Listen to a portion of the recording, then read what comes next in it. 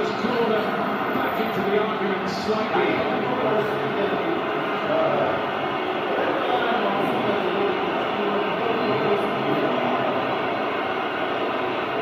Up against the veteran goalkeeper, Igor Akinfeev.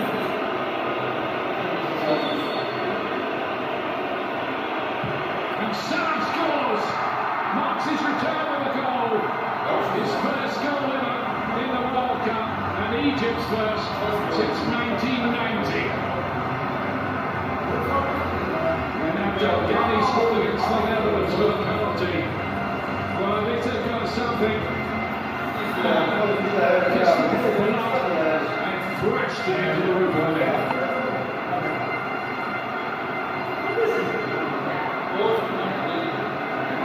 First goal Russia conceded.